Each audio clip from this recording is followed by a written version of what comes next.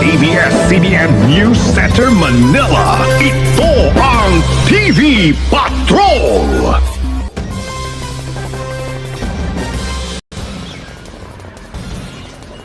Magandang gabi bayan.